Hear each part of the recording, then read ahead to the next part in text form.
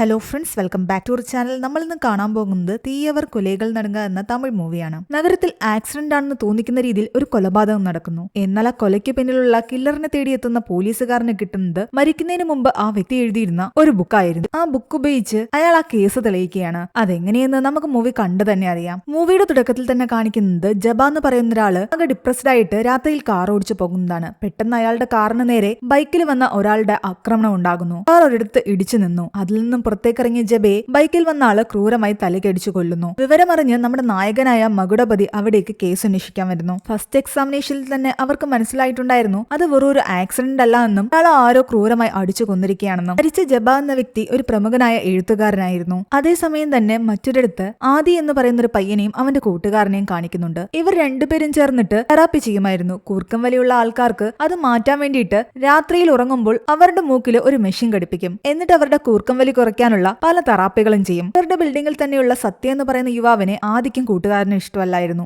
ഈ ബിൽഡിംഗ് പണിത ബിൽഡറിന്റെ മകനാണ് സത്യ. അവൻ എപ്പോഴും ഡ്രഗ്സ് ഒക്കെ യൂസ് ചെയ്യുന്ന ഒരാളായതുകൊണ്ട് തന്നെ ഇവർക്ക് അവനെ ഇഷ്ടമല്ല. അതുപോലെ ആദിയുടെ അമ്മയ്ക്ക് മാനസിക പ്രശ്നങ്ങൾ ഉണ്ടായിരുന്നു. അവരെപ്പോഴും റൂമിനുള്ളിൽ അടച്ചിരിപ്പാണ്. ആര് റൂമിലേക്ക് കയറി വന്നാലും വല്ലാതെ പേടിക്കും. ആദ്യ തന്റെ അമ്മയെ ഹോസ്പിറ്റലൊന്നും തന്നെ കൊണ്ടുപോകാതെ വീട്ടിൽ വെച്ച് തന്നെ ചികിത്സിക്കുകയായിരുന്നു. അതിക്ക് അടുത്തിടെയായിട്ട് മാട്രിമോണിയിൽ ഒരു പെൺകുട്ടിയുടെ റിക്വസ്റ്റ് വന്നിട്ടുണ്ട്. ആ പെൺകുട്ടി അവൻ ഇഷ്ടപ്പെട്ടത് കാരണം ആ പ്രപ്പോസൽ മുന്നോട്ട് കൊണ്ടുപോകാനായിരുന്നു അവന് താല്പര്യം. അതേസമയം തന്നെ തന്റെ അച്ഛന്റെ കൂർക്കം വലി മാറ്റാൻ വേണ്ടിയിട്ട് ആദ്യയുടെ അടുത്തു നിന്നും ഒരു തെറാപ്പി സെക്ഷൻ വേണമെന്ന് പറഞ്ഞിട്ട് ഒരു പെൺകുട്ടി അവനെ കോൾ ചെയ്യുന്നു. പിന്നീട് കാണിക്കുന്നത് നമ്മുടെ നായികയായ മീരയാണ്. ഓട്ടിസം ഉള്ള കുട്ടികളെ പഠിപ്പിക്കുന്ന ഒരു ടീച്ചറായിരുന്നു മീര. സ്പെഷ്യൽ കിഡ്സിനെ കൈകാര്യം ചെയ്യാൻ പലപ്പോഴും അവിടുത്തെ ടീച്ചേഴ്സിന് സാധിച്ചിരുന്നില്ല. എന്നാൽ മീര നന്നായിട്ട് അവരെ എല്ലാം കൈകാര്യം ചെയ്യുമായിരുന്നു. അവരുടെ കൂടെ മീര ഒരുപാട് ഹാപ്പി ആയിരുന്നു. അതുപോലെ തന്നെ മീരയെ അവർക്ക് എല്ലാവർക്കും ഒരുപാട് ഇഷ്ടമായിരുന്നു. ഇവിടെ ജബയുടെ മരണത്തെ പറ്റി അന്വേഷിക്കുന്ന മകുടപതിക്ക് ജബയുടെ കാറിൽ നിന്നും ഒരു പിക്ചർ കിട്ടുന്നുണ്ട്. ഒരു ഈഗിളിന്റെ പിക്ചർ ആയിരുന്നു അത്. അതിന്റെ നടുക്കായിട്ട് ഒരു പാമ്പിനെ പോലൊരു രൂപവും കാണാം. മരിച്ചുപോയ ജബയുടെ മകളോട്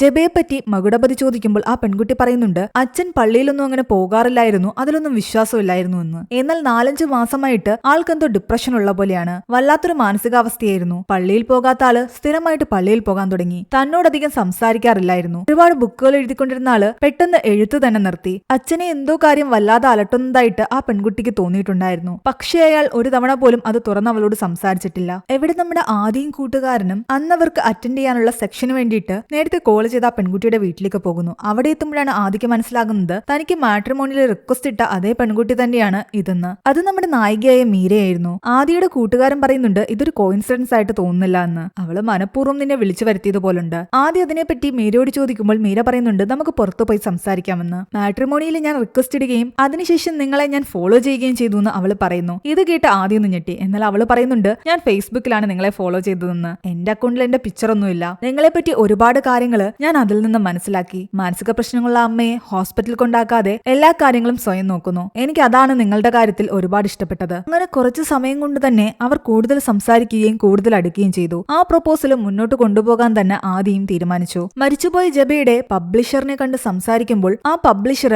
മകുടസ്വാമിയോട് പറയുന്നുണ്ട് ലാസ്റ്റ് ആയിട്ട് ജബ ഒരു കഥ എഴുതിയിട്ടുണ്ടായിരുന്നു. ആ കഥ കണ്ടിട്ട് അത് ഞാൻ അവനോട് പബ്ലിഷ് ചെയ്യാൻ പറഞ്ഞിട്ടും അവൻ പബ്ലിഷ് ചെയ്തില്ല. അത് അവന് വേണ്ടി എഴുതിയ കഥയാണെന്നാണ് പറഞ്ഞത്. അത് എന്തുകൊണ്ടാണെന്ന് ആർക്കും മനസ്സിലായിട്ടുണ്ടായിരുന്നില്ല. ബുക്സിന്റെയൊക്കെ കവർ പേജ് അടിക്കുന്ന ആളാകട്ടെ മകുടസ്വാമി കാണിച്ചു കൊടുത്ത പിക്ചർ കണ്ടിട്ട് ഐഡന്റിഫൈ ചെയ്യുന്നു. അയാൾ മകുടസ്വാമിയോട് പറയുന്നുണ്ട് ഈഗിളിന്റെ പിക്ചർ എനിക്ക് എടുത്തു തന്നത് ജബയാണ്. അതിൽ ആദ്യം നോവലിന് 3818 എന്നായിരുന്നു പേരിട്ടിരുന്നത്. ആ പാമ്പിനെ പോലെ തോന്നിച്ചിരുന്നത് നമ്പേഴ്സ് ആയിരുന്നു. പക്ഷെ പിന്നീട് ആ പേര് മാറ്റി മറ്റൊരു പേരില് ആ പിക്ചർ ഒന്നുകൂടി ഡിസൈൻ ചെയ്യാൻ ജബ ആവശ്യപ്പെട്ടിട്ടുണ്ടായിരുന്നു. അവസാനമായി അയാൾ കഥക്കിട്ട പേര് കാവേരി കര എന്നായിരുന്നു. കാവേരി നദിയുടെ തീരത്ത് എന്നാണ് അതിനർത്ഥമെന്ന് ആദ്യം മകുടസ്വാമിക്ക് തോന്നി. കൂടാതെ ബുക്കിന്റെ ബാക്ക് പേജിൽ അടിക്കാൻ വേണ്ടിയിട്ട് മറ്റൊരു പിക്ചർ കൂടി ജബ ആ ഡിസൈനറിന് കൊടുത്തിട്ടുണ്ടായിരുന്നു. അതൊരു ബിൽഡിങ്ങിന്റെ ചിത്രമാണ്. ഇതെല്ലാം കൂട്ടി വായിച്ചു നോക്കുമ്പോൾ മകുടസ്വാമിക്ക് തോന്നുന്നുണ്ട് ആ നോവലിന്റെ പേര് കാവേരി കര എന്നായിരിക്കില്ല, കാവേരി കറ എന്നായിരിക്കുമെന്ന്. അതായത് സ്റ്റെയിൻ എന്ന് അർത്ഥം വരും. ഒരു സൈഡിൽ ഈ അന്വേഷണം നടക്കുമ്പോൾ മറ്റൊരു സൈഡില് ആദിയും മീരയും ഒരുപാട് ക്ലോസ് ആയി. മീര ഓട്ടിസം കുട്ടികൾക്ക് വേണ്ടിയിട്ട് ഫണ്ട് കളക്ട് ചെയ്യുമ്പോൾ ആദിയും അവളുടെ കൂടെ കൂടി. മകുടസ്വാമി ജബ തന്റെ ബുക്കിന്റെ ബാക്കിൽ പ്രിന്റ് ചെയ്യാൻ കൊടുത്ത ആ കെട്ടിടത്തിന്റെ ഫോട്ടോ വെച്ചിട്ട് അത് എവിടെയാണെന്ന് കണ്ടെത്തുന്നു. ആ ഫോട്ടോ അയാൾ മറ്റേതോ കെട്ടിടത്തിൽ നിന്ന് എടുത്തിട്ടുള്ളതാണ്. ആദ്യം മകുടസ്വാമി ഫോട്ടോയിലുള്ള കെട്ടിടത്തിലെത്തുന്നു. അവിടെ നിന്ന് ദൂരേക്ക് നോക്കുമ്പോൾ അയാൾ കാണുന്നുണ്ട് ഈഗിളിന്റെ ശില്പമുള്ള ഒരു ബിൽഡിംഗ്. ആ ബിൽഡിംഗിൽ നിന്നുകൊണ്ടാണ് ഈ ഒരു ബിൽഡിംഗിന്റെ ഫോട്ടോ ജബ എടുത്തിരിക്കുന്നതെന്ന് മകുടസ്വാമിക്ക് മനസ്സിലായി. അതിനർത്ഥം ആ ഈഗിൾ ബിൽഡിംഗിന് ജബയുടെ മരണവുമായിട്ട് എന്തോ ഒരു കണക്ഷൻ ഉണ്ട്. കാരണം അയാളുടെ ബുക്കിന്റെ പുറമോടിയും ഈഗിളിന്റെ ചിഹ്നമായിരുന്നു. ആ ഈഗിൾ ബിൽഡിംഗിന്റെ അടുത്ത് പോയി അവിടുത്തെ സെക്യൂരിറ്റിയോട് ജബയെ അറിയാവോന്ന് ചോദിക്കുമ്പോൾ അയാൾ പറയുന്നുണ്ട് തനിക്ക് അറിയില്ല എന്ന്. ആദിയും കൂട്ടുകാരനും ഇതേ ബിൽഡിംഗിൽ തന്നെയായിരുന്നു താമസിക്കുന്നത്. മീരയാകട്ടെ ആദ്യം കാണാൻ വേണ്ടിയിട്ട് ആ ബിൽഡിംഗിലേക്ക് വരുന്നു. എന്നാൽ അവൾ അവന്റെ ഫ്ളാറ്റിലേക്ക് പോകുന്ന വഴിക്ക് സത്യയുടെ ഗ്യാങ്ങിൽ ഒരാളാകട്ടെ അവളെ പിടിച്ച് അവരുടെ റൂമിലേക്ക് തള്ളിയിടുന്നുണ്ട്. ആ റൂമിൽ നിറയെ ഡ്രഗിന്റെ മദ്യത്തിന്റെ മണമായിരുന്നു. മകുടസ്വാമി ഈ ബിൽഡിംഗിൽ CCTV ഉണ്ടോന്ന് ചോദിക്കുമ്പോൾ ആൾക്കാരുടെ പ്രൈവസി മാനിച്ചത് പാർക്കിംഗ് ഏരിയയിൽ മാത്രമേ വെച്ചിട്ടുള്ളൂ എന്നാണ് പറയുന്നത്. അവര് ടെറസിലൊക്കെ പോയി പരിശോധിച്ചിട്ട് തിരിച്ചു വരുമ്പോഴാണ് ആദിയും മീരയും സത്യയുടെ ഗ്യാങ്ങും തമ്മിൽ വലിയ വഴക്ക് നടക്കുന്നത് കാണുന്നത്. മകുടസ്വാമി അവരോട് പോയി കാര്യം അന്വേഷിക്കുമ്പോൾ അവർ കാര്യം പറയുന്നുണ്ട്. മീരയെ സത്യയുടെ ഗ്യാങ് അവരുടെ റൂമിലേക്ക് വലിച്ചു കൊണ്ടുപോയെന്ന്. മീര തന്റെ ഗേൾഫ്രണ്ട് ആണെന്നും ആദി പറയുന്നു. അങ്ങനെ മകുടസ്വാമി സത്യക്ക് അടിയും കൊടുത്ത് അവനെ ഒന്ന് ഭീഷണിപ്പെടുത്തി അവിടെ നിന്നും പറഞ്ഞു വിട്ടോ. എല്ലാവരുടെയും മുന്നിൽ വെച്ചിട്ട് താൻ ഗേൾഫ്രണ്ട് ആണെന്നൊക്കെ ആദി പറഞ്ഞത് കാരണം മീര ഒരുപാട് സന്തോഷത്തിലായിരുന്നു. അവരുടെ ബന്ധം കൂടുതൽ കൂടുതൽ സ്ട്രോങ് ആയി വന്നു. ജബയുടെ മരണത്തെപ്പറ്റി ഓരോന്ന് ആലോചിച്ചുകൊണ്ടിരുന്ന മകുടസ്വാമിക്ക് പെട്ടെന്ന് തോന്നുന്നുണ്ട് കാവേരി എന്ന് പറയുന്നത് ഒരു നദിയുടെ പേരായിരിക്കില്ല, ചിലപ്പോൾ ഒരു സ്ത്രീയുടെ ഒരു പെൺകുട്ടിയുടെ പേരായിരിക്കാം. കാവേരി കരയെന്ന് പറയുന്നതും ആ സ്ത്രീയുടെ മരണത്തെപ്പറ്റി എന്തെങ്കിലും ആയിരിക്കാം. എന്തായാലും ജബയ്ക്ക് ആ ബിൽഡിംഗുമായിട്ട് എന്തെങ്കിലും ബന്ധമുണ്ടെന്ന് അറിയാൻ വേണ്ടിയിട്ട് ജബ ഉപയോഗിച്ചുകൊണ്ടിരുന്ന ഡ്രസ്സ് ഡോഗ് സ്ക്വാഡിനെ കൊണ്ട് മണപ്പിച്ച് ആ ബിൽഡിംഗിനുള്ളിലേക്ക് നായയെ കൊണ്ടുപോകുമ്പോൾ ആ നായ നേരെ പോയി നിൽക്കുന്നത് ഒരു റൂമിന്റെ അടുത്തേക്കാണ്. ആ റൂം ആരുടേതാണെന്ന് ചോദിക്കുമ്പോൾ അത് ഈ ബിൽഡിംഗും അടുത്ത ഈഗിൾ ബിൽഡർ എന്ന കമ്പനിയുടെ ഓണർ വരദരാജന്റേതാണെന്ന്. കൂടാതെ ഇവിടെ കാവേരി എന്ന് പറയുന്ന ആരെങ്കിലും ഉണ്ടോന്ന് ചോദിക്കുമ്പോൾ ഒരാൾ പറയുന്നുണ്ട് കാവേരി എന്ന് പറയുന്ന ഒരു പെൺകുട്ടി മുകളിലത്തെ നിലയിൽ നിന്നും വീണ് മരിച്ചിട്ടുണ്ടെന്ന്. ആ പെൺകുട്ടിയുടെ ഫ്ളാറ്റും ഈ വരദരാജൻ എന്ന് പറയുന്ന ആളുടെ ഫ്ളാറ്റുള്ള അതേ ഫ്ലോറിൽ തന്നെയാണ്. ആ പെൺകുട്ടി ഒരു സ്പെഷ്യൽ കിഡായിരുന്നു. അവൾക്ക് അമ്മ മാത്രമേ ഉണ്ടായിരുന്നുള്ളൂ. കുട്ടിയുടെ മരണശേഷം അമ്മ ഈ ഫ്ളാറ്റ് ഉപേക്ഷിച്ച് വേറെ അങ്ങോട്ടേക്ക് താമസം മാറി. എന്നാൽ ആ ഫ്ളാറ്റ് ഇപ്പോഴും വിറ്റിട്ടില്ല. കാവേരിയുടെ മരണവുമായിട്ട് ജബയ്ക്ക് എന്തൊക്കെയോ ബന്ധമുള്ളതുപോലെ മകുടപതിക്ക് തോന്നി. കാരണം അയാൾ തന്റെ ബുക്കിന് വേണ്ടിയിട്ട് സെലക്ട് ചെയ്ത ഒരു നെയിം 3818 എന്നായിരുന്നു. അത് ബൈബിളിലെ ഒരു വചനമാണ്.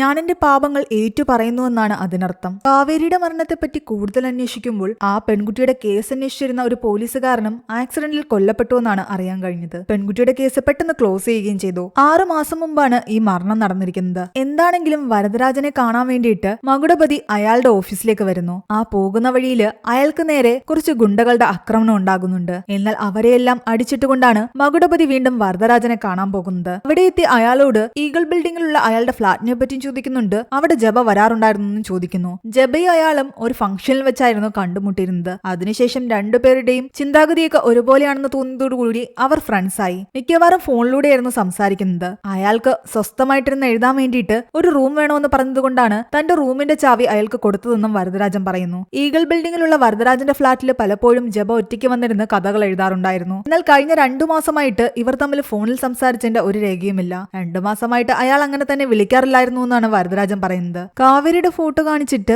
ആ പെൺകുട്ടിയെ അറിയാമോ എന്ന് ചോദിക്കുമ്പോൾ വരദരാജൻ പറയുന്നുണ്ട് തനിക്ക് അറിയില്ല എന്ന്. അപ്പൊ നിങ്ങൾ അറിയില്ല എന്ന് പറഞ്ഞാലും കോടതിയിൽ നിങ്ങൾ എന്റെ ചോദ്യങ്ങളെല്ലാം നേരിടേണ്ടി വരുമെന്ന് മകുടപതി പറഞ്ഞതോടുകൂടി വരദരാജൻ പറയുന്നുണ്ട് ഇവിടെ വെച്ച് സംസാരിക്കണ്ട, എനിക്ക് നിങ്ങളോട് കുറച്ച് കാര്യം പറയാനുണ്ട്, നമുക്ക് വേറെ എവിടെയെങ്കിലും വെച്ച് കാണാമെന്ന്. അങ്ങനെ അന്ന് രാത്രി അവർ ബീച്ചിൽ വെച്ച് കാണാൻ തീരുമാനിക്കുന്നു. പക്ഷേ വരദരാജനെ വെയിറ്റ് ചെയ്തിരുന്ന മകുടപതിയുടെ അടുത്തേക്ക് വരദരാജൻ പേടിച്ചറിഞ്ഞാണ് ഓടി വരുന്നത്. അയാളെ ആരെ കൊല്ലാൻ ശ്രമിക്കുന്നുണ്ട്, അതിനുള്ള കാരണം താൻ പറയാമെന്ന് പറഞ്ഞ് അയാൾ അങ്ങോട്ട് പറയാൻ തുടങ്ങിയതും ദൂരെ നിന്ന് ആരോ ബൂമറാങ് എറിഞ്ഞ് അയാളുടെ കഴുത്തിറക്കുന്നു. ബൈക്കിൽ വന്ന ആരോ ആയിരുന്നു അത്. മകുടപതി അയാളെ പിടിക്കാൻ ശ്രമിച്ചെങ്കിലും അയാൾ അവിടെ നിന്നും രക്ഷപ്പെട്ടു പോയി. സ്പോട്ടിൽ വരദരാജൻ മരിക്കുകയും ചെയ്തു. ഹെൽമറ്റ് ധരിച്ചു വന്ന ആ ബൈക്ക് റൈഡർ മറ്റാരുമായിരുന്നില്ല, അത് നമ്മുടെ നായിക മീരയായിരുന്നു. അവളുടെ സഹായത്തിന് മറ്റൊരാൾ കൂടി ഉണ്ടായിരുന്നു. തന്റെ അച്ഛൻ മരിച്ച വിവരം അറിഞ്ഞിട്ട് സത്യ അവിടേക്ക് വരുന്നു. കൊലയാളിയെ കണ്ടെത്താനുള്ള മകുടപതിയുടെ പ്രഷർ കൂടി വരികയായിരുന്നു. മകുടപതി കാവേരിയുടെ അമ്മയായ ഗീതയെ പോയി കാണുന്നു. മകൾ എങ്ങനെ മരിച്ചെന്ന് ചോദിക്കുമ്പോൾ ഗീത പറയുന്നുണ്ട് ഞാൻ നേരിട്ട് കണ്ടതല്ല, മുകളിൽ നിന്ന് താഴേക്ക് വീണ് മരിച്ചതാണെന്ന് അപ്പാർട്ട്മെന്റിലുള്ളവർ പറഞ്ഞതാണെന്ന്. അവൾ കേസിനൊന്നും പോയില്ലെന്ന് ചോദിക്കുമ്പോൾ മകളെ നഷ്ടപ്പെട്ടിട്ട് ഞാൻ ഇനി കേസിന് പോയാൽ അവൾ തിരിച്ചു വരില്ലല്ലോ എന്നാണ് ഗീത പറയുന്നത്. അവൾ ആരുമായിട്ടായിരുന്നു കൂടുതൽ ക്ലോസ് എന്ന് ചോദിക്കുമ്പോൾ അവളുടെ ടീച്ചറും മീരയോടും പിന്നെ ഞാനില്ലാത്ത സമയത്ത് അവളെ നോക്കുന്ന അടുത്ത ഫ്ളാറ്റിലുള്ള ആദിയോടും അവന്റെ അമ്മയോടുമായിരുന്നു എന്ന് പറയുന്നു. മരിക്കുന്നതിന് മുമ്പ് ജബ വന്നിരുന്ന പള്ളിയിൽ പോയി അന്വേഷിക്കുമ്പോൾ അവിടുത്തെ അച്ഛൻ പറയുന്നുണ്ട് ജബ ഇവിടെ വന്ന സമയത്ത് ഒരു ബുക്ക് എന്നെ ഏൽപ്പിച്ചിരുന്നുവെന്നും അത് കാവേരിയുടെ അമ്മയുടെ കയ്യിൽ കൊടുക്കണമെന്നും പറഞ്ഞു. പക്ഷെ അവര് കുറച്ചു നാളായിട്ട് പള്ളിയിൽ വരാത്ത കാരണം അത് അവരുടെ അച്ഛന്റെ കയ്യിലാണ് ഞാൻ കൊടുത്തത്. അങ്ങനെ മകുടപതി അവിടെ നിന്നും നേരെ പോകുന്നത് ഗീതയുടെ അച്ഛന്റെ വീട് കണ്ടെത്തിയാണ്. അവർ അവിടെ പരിശോധിക്കുമ്പോൾ അവിടെ ചുവരിലായിട്ട് ഗീതയുടെ അച്ഛന്റെ ഒപ്പം നിൽക്കുന്ന മീരയുടെ ഫോട്ടോ കാണുന്നു. മീരയുടെ ഗുരുവായിരുന്നു ഗീതയുടെ അച്ഛൻ. അവളെ മാർഷൽ ആർട്സ് പഠിപ്പിക്കുന്നത് അയാളായിരുന്നു. അപ്പാർട്ട്മെന്റിൽ വെച്ച് ആദിയും സത്യയുമായിട്ട് പ്രശ്നമുണ്ടായ സമയത്ത് ആദ്യ തന്റെ ഗേൾഫ്രണ്ടാണ് മീര എന്ന് പറഞ്ഞത് മകുടപതിയുടെ മനസ്സിലൂടെ കടന്നു വരുന്നു. അവിടുത്തെ ബുക്ക് ഷെൽഫിൽ നിന്നും ആ അച്ഛൻ പറഞ്ഞ യെല്ലോ കളർ ബുക്കും ഇവർക്ക് കിട്ടുന്നുണ്ട്. അത് തുറന്നു നോക്കിയപ്പോ അതിൽ കാവേരി കറ എന്ന് എഴുതിയിട്ടുണ്ടായിരുന്നു. മരിക്കുന്നതിന് മുമ്പ് ജബ അവസാനമായി തനിക്ക് വേണ്ടി എഴുതിയ ബുക്ക് എന്ന് പറഞ്ഞ അതേ ബുക്ക് തന്നെയായിരുന്നു ഇത്. അതേസമയം മീരയാകട്ടെ ആദിയുടെ അമ്മയുടെ മടിയിൽ കിടന്ന് കരയുകയാണ്. ഇപ്പൊ പോലീസുകാര് എല്ലാ സത്യങ്ങളും മനസ്സിലാക്കിയിട്ടുണ്ടാകും അവർ എന്നെ തേടി വരുമെന്നും അവൾ പറയുന്നു. അവരാകട്ടെ ഇതൊന്നും കേൾക്കാതെ വേറെ ഏതോ ലോകത്തായിരുന്നു. കാരണം അവരുടെ മാനസിക നില ഓൾറെഡി തകരാറിലാണല്ലോ. ഇനിയാണ് ഫ്ലാഷ് ബാക്ക് കാണിക്കുന്നത്. മീര എന്തിന് ഈ കൊലകൾ ചെയ്തു? ശരിക്കും കാവേരിക്ക് എന്താണ് സംഭവിച്ചത്? തന്റെ സ്കൂളിൽ പഠിക്കുന്ന കാവേരിയോട് മീരയ്ക്ക് വല്ലാത്തൊരു വാത്സല്യമുണ്ടായിരുന്നു. മറ്റാരേക്കായാലും കാവേരി കൂടുതൽ ഇഷ്ടപ്പെട്ടിരുന്നതും മീരയായിരുന്നു. അവളുടെ ബിഹേവിയറിൽ ഇംപ്രൂവ്മെന്റ് വന്നതും മീരയുടെ ട്രെയിനിങ് കൊണ്ടാണ്. മീര അവൾക്ക് സമ്മാനമായിട്ട് ഒരു ബൈനോക്കുലർ കൊടുക്കുന്നു. അവൾ ഇതിലൂടെ കാണുന്ന കാഴ്ചകൾ ഓരോ ദിവസവും റെക്കോർഡാകുമെന്നും അത് തനിക്ക് കാണാൻ പറ്റുമെന്നും മീര അവളോട് പറഞ്ഞിരുന്നു. ആ ബൈനോക്കുലർ എപ്പോഴും കാവേരിയുടെ കഴുത്തിൽ തന്നെ ഉണ്ടാകും. ബാങ്കിൽ ജോലി ചെയ്തിരുന്ന ഗീതയ്ക്ക് കൂടുതൽ സമയം കാവേരിയുടെ കൂടെ ചെലവഴിക്കാൻ പറ്റിയിട്ടുണ്ടായിരുന്നില്ല. മാത്രമല്ല ഗീതയ്ക്ക് തന്റെ അച്ഛനുമായിട്ടും ചില ഇഷ്യൂസ് ഉണ്ടായിരുന്നു. അവളുടേത് ലവ് മാരേജ് ആണ്. അതിനവളുടെ അച്ഛൻ അന്ന് സമ്മതിച്ചിട്ടുണ്ടായിരുന്നില്ല. കൂടാതെ അവളുടെ ഹസ്ബൻഡ് മരിച്ച സമയത്തും അവളുടെ അച്ഛൻ ആ മൃതദേഹം കാണാൻ പോലും വന്നിട്ടുണ്ടായിരുന്നില്ല. അവളുടെ ക്രിസ്ത്യാനി വിവാഹം കഴിച്ചത് കൊണ്ടാണ് അവൾക്കും അവളുടെ അച്ഛനോടയിൽ ഈ പ്രശ്നങ്ങൾ ഉണ്ടായത്. ആ ദേഷ്യം കാരണം അവൾ ഇപ്പോഴും അച്ഛനോട് മിണ്ടാറില്ലായിരുന്നു. തന്റെ ഗുരുവും കൂടി ആയതുകൊണ്ട് മീര അവർക്കിടയിലെ പ്രശ്നങ്ങൾ തീർക്കാൻ പരമാവധി ശ്രമിച്ചെങ്കിലും അവർ കൂടുതൽ അകന്നു പോയിക്കൊണ്ടേയിരുന്നു. ലേറ്റായിട്ട് വരുന്ന സമയത്തെല്ലാം തന്നെ ആദിയുടെ അമ്മയായിരുന്നു കാവേരിയെ നോക്കിക്കൊണ്ടിരുന്നത്. പലപ്പോഴും ഗീതയ്ക്ക് അവളെ നന്നായിട്ട് നോക്കാൻ പറ്റാത്ത കാരണം അവൾക്ക് പല അസുഖങ്ങളും വരുന്ന കണ്ടിട്ട് ഒടുവിൽ പെട്ടെന്ന് തന്നെ ജോലിയൊക്കെ റിസൈൻ ചെയ്ത് അവരോടൊപ്പം കൂടുതൽ സമയം ചെലവഴിക്കാൻ ഗീത തീരുമാനിച്ചിരിക്കുകയായിരുന്നു. അതവൾ മീരയോട് പറയുകയും ചെയ്യുന്നു. സുഖമില്ലാത്ത കാരണം 2 ദിവസം കഴിഞ്ഞിട്ടാണ് കാവേരി വീണ്ടും സ്കൂളിലേക്ക് വരുന്നത്. എന്നാൽ അവൾ വല്ലാതെ ഡിസ്റ്റർബ് ആയിരിക്കുന്നത് മീര ശ്രദ്ധിക്കുന്നുണ്ട്. സ്ഥിരമായിട്ട് ഗീത അവൾക്ക് കൊടുക്കാറുള്ള ലോലിപോപ്പ് അവൾക്ക് കൊടുത്തിട്ടും അത് വേണ്ടാന്ന് പറഞ്ഞിട്ട് ദൂരേക്ക് എറിയുകയായിരുന്നു കാവേരി ചെയ്തത്. കാവേരിക്ക് സംസാരശേഷി ഇല്ലായിരുന്നു. അവൾ എന്തെങ്കിലും ഒരിക്കൽ സംസാരിക്കുമെന്നാണ് ഡോക്ടർ പറഞ്ഞത്. അന്ന് മുഴുവൻ ആകെ ഡിസ്റ്റർബ്ഡ് ആയിട്ടിരുന്ന കാവേരി എന്തൊക്കെയോ പറയാൻ ശ്രമിക്കുന്നതായിട്ട് മീരയ്ക്ക് തോന്നി. അവൾ എന്തൊക്കെയോ ചിത്രങ്ങൾ വരച്ച് കാണിക്കുന്നുണ്ട്. പക്ഷെ അതൊന്നും മീരയ്ക്ക് മനസ്സിലായില്ല. ചിത്രം വരച്ചത് കൊണ്ട് മീരയാകട്ടെ അവൾക്ക് ഫുൾ മാർക്ക് കൊടുക്കുകയാണ്. പക്ഷെ അപ്പോഴൊന്നും തന്നെ കാവേരി ഹാപ്പി ആയിരുന്നില്ല. അവൾ വേറെന്തൊക്കെയോ പറയാൻ ശ്രമിക്കുകയായിരുന്നു മീരയോട്. എന്നാൽ അവൾ നന്നായിട്ട് ടയേർഡായിരിക്കുന്ന കാരണം അവളോട് കിടന്ന് ഉറങ്ങാനാണ് മീര പറയുന്നത്. അവളുടെ കഴുത്തിൽ നിന്നും ആ ബൈനോക്കുലേഴ്സും അവിടെ ഊരി മാറ്റി വെക്കുന്നു. അന്ന് സ്കൂളിൽ നിന്നും വീട്ടിലേക്ക് പോകുന്ന കാവേരി ആകെ സങ്കടത്തോടു കൂടി മീരയെ നോക്കുന്നുണ്ട്. അവൾക്ക് ഇത് എന്തു പറ്റിയെന്ന് മീര ചിന്തിക്കുന്നുണ്ടെങ്കിലും ഇങ്ങനെയുള്ള കുട്ടികൾക്ക് പലപ്പോഴും പല മൂടായിരിക്കുന്നു ചിന്തിച്ച് അവൾ അത് കാര്യമാക്കിയില്ല.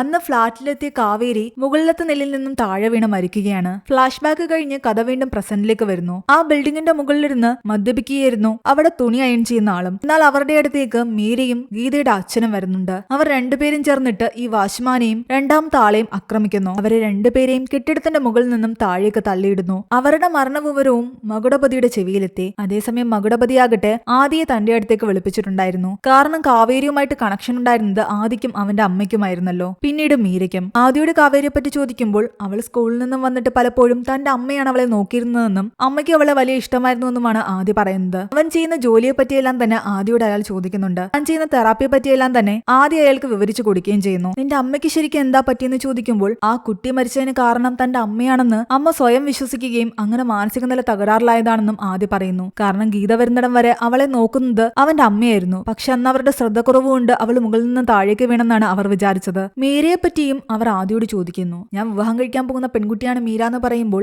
ആ കോൺസ്റ്റബിൾ പറയുന്നുണ്ട് ഈ കൊലകളൊക്കെ ചെയ്തത് അവളാണെന്ന് ഞങ്ങൾക്ക് ഡൗട്ട് ഉണ്ട്. ഞങ്ങൾ അവളെ പറ്റി അന്വേഷിച്ചുകൊണ്ടിരിക്കുകയാണെന്ന്. ഇത് കേട്ട് ആദ്യം ഞെട്ടി. അവന്റെ മനസ്സിലൂടെ പലതും കടന്നു പോകുന്നു. മീര പെട്ടെന്നൊരു ദിവസം മാട്രിമോണിയിൽ റിക്വസ്റ്റ് ചെയ്യിക്കുന്നു. അതേസമയം തന്നെ അച്ഛന്റെ തെറാപ്പിക്ക് വേണ്ടിയിട്ട് അവനെ വീട്ടിലേക്ക് വിളിക്കുന്നു. അവൾ മനഃപൂർവ്വം തന്റെ കൂടെ അടുക്കാൻ ശ്രമിച്ചതാണോ എന്ന് അവന് ഡൗട്ട് തോന്നി. കാവേരിയുടെ മരണമായിട്ട് തന്നെയാണ് ഇപ്പോൾ നടന്ന 4 കൊലപാതകങ്ങളും കണക്ട് ആകുന്നതെന്ന് മകുടപതി തന്റെ സീനിയറിനോട് പറയുന്നു. അതിനയാൾക്ക് മെയിൻ ആയിട്ട് ഒരു റീസൺ കൂടി ഉണ്ടായിരുന്നു. കാരണം ലാസ്റ്റ് ആയിട്ട് ജബ എഴുതിയ കഥയിൽ ഒരു രാജാവ് ഉണ്ടായിരുന്നു, പിന്നെ ഒരു സേനാധിപതി ഉണ്ടായിരുന്നു, ഒരു കവി ഉണ്ടായിരുന്നു, ഒരു സെർവന്റ് ഉണ്ടായിരുന്നു. അവർ 4 പേരും ചേർന്നിട്ട് ഒരു കൊച്ചു പെൺകുട്ടിയുടെ ജീവിതം നശിപ്പിക്കുന്നതാണ് കഥയിലുള്ളത്. കഥയിൽ പറയുന്ന 4 പേരില് രാജാവായിട്ട് നമുക്കിവിടെ മരിച്ചുപോയ വരദരാജനെ കാണാം, കവിയായിട്ട് കഥ എഴുതുന്ന നമ്മുടെ ജബയും കാണാം, സേനാധിപതിയായിട്ട് വാച്ച്മാനെയും സർവന്റായിട്ട് തുണി തേക്കുന്ന ആളെയും കണ്ടു കഴിഞ്ഞാൽ ആ കഥയിൽ പറഞ്ഞ കാര്യങ്ങൾ തന്നെയാണ് ഇവിടെ നടന്നിട്ടുള്ളതെന്ന് മനസ്സിലാക്കാം. 4 പേരും ചേർന്നിട്ടാണ് കാവേരി ഉപദ്രവിച്ചത്. അതിന്റെ പകരമായിട്ടാണ് അവരെ ആരോ കൊന്നിരിക്കുന്നത്. ഇനിയാണ് ആ ഫ്ലാഷ് ബാക്ക് കാണിക്കുന്നത്. ജബയും വരദരാജനും സുഹൃത്തുക്കളായിരുന്നല്ലോ. അവർ സ്ഥിരമായിട്ട് ഒരുമിച്ച് കൂടുകയും പല പ്രോസ്റ്റിറ്റ്യൂട്ടുകളെയും ഇങ്ങോട്ട് വിളിച്ച് അവരുമായിട്ട് ബന്ധപ്പെടുകയും ചെയ്തിരുന്നു. അവർക്ക് പ്രോസ്റ്റിറ്റ്യൂട്ടുകളെ എത്തിച്ചു കൊടുക്കുന്നത് ആ സെർവന്റും വാച്ച്മാനും ചേർന്നിട്ടാണ്. എന്നാൽ അന്നത്തെ ദിവസം വിളിച്ച പ്രോസ്റ്റിറ്റ്യൂട്ട് വന്നിട്ടുണ്ടായിരുന്നില്ല.